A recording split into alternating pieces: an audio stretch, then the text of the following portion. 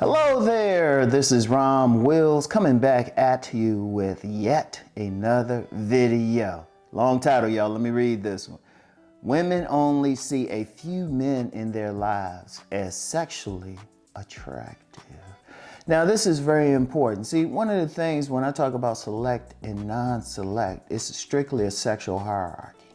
It's strictly a sexual hierarchy in terms of who women desire the most for sex, and then going on down. Now, anybody who's read my book, Nice Guys and Players, know I talk about select and non-select, but then I break them down into categories, starting at the top with Mr. Goodbar. That's the guy they find the most sexually attractive. Now, whether or not he got money, status, or anything like that is irrelevant, even if they have that. And then the masked men. Now, the masked men that have money and status, but also they still gotta look good. They gotta have some level of sexual attractiveness. And then those are the select categories, but then there's the non-select, the gamesmen and the nice guys.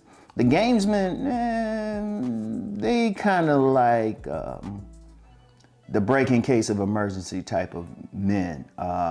Women see them, if the gamesman is real persistent, the woman might deal with them because they can't get at the top two. And then there's the nice guys. They don't turn on a woman sexually at all, no matter what they do. They can call themselves good, do all this stuff, have money. They just don't turn the woman on. Now, this is a major thing if we're going to talk about the sex part and who women truly find sexually attractive. Now, of course, they have to get with other guys. They have to, if they want other things. And many women will. Yeah, they might not be as sexually attractive to a guy, but you know what? He's a provider. You know, he'll provide security. Or they could be religious or in some type of community where it's expected they would get married, because despite marriage going down, it's still happening. It's still happening. It could be, and actually, they can actually genuinely like the guy, but not as turned on, which is why the guy might have to do a lot, but also why there might be a lot of sexless marriages. I remember before I got married way back in the day, a bunch of guys said to me, it's like, yeah, sex is gonna stop, sex is gonna stop. It didn't, it didn't. But, you know, that happens with a lot. But that's just a reality out here that a lot of men don't really wanna deal with.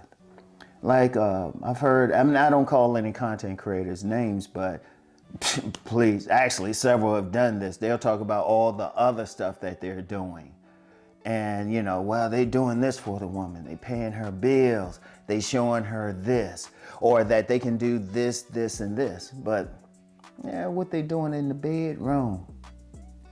See, that's one of the things that's not talked about.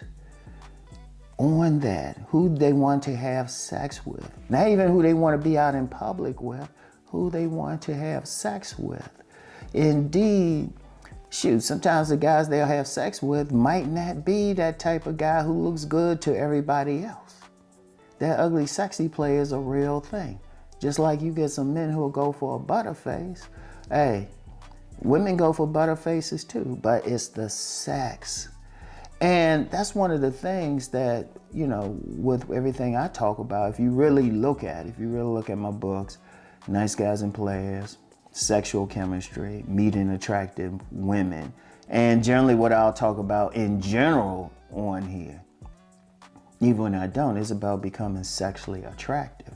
That's why I push the body game, because that's the main thing that turns on a woman sexually.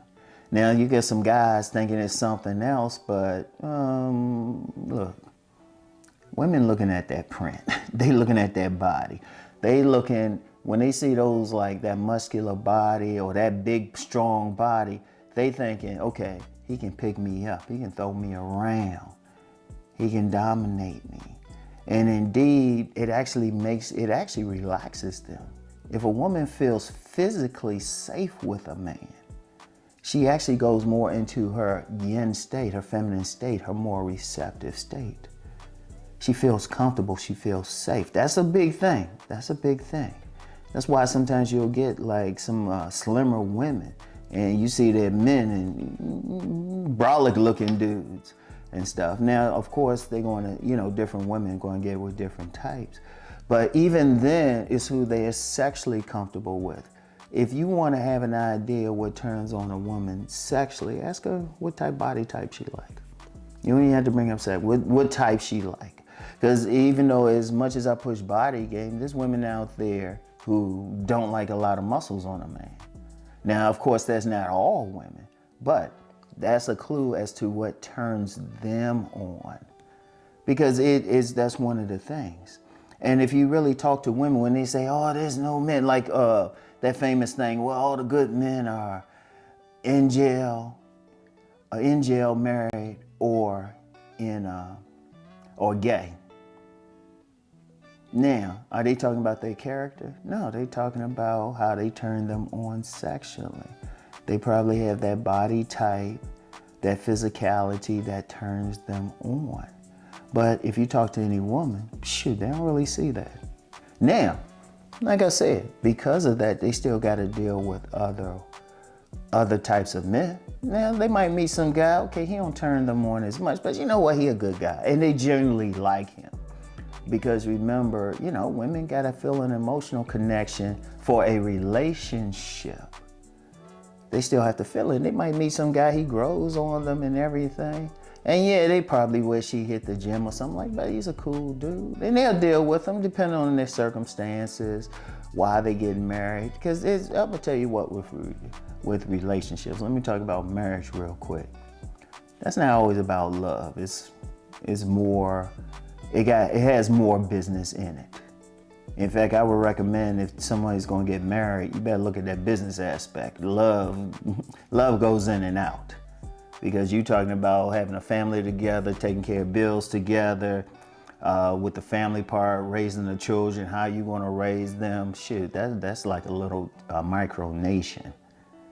So keep that in mind.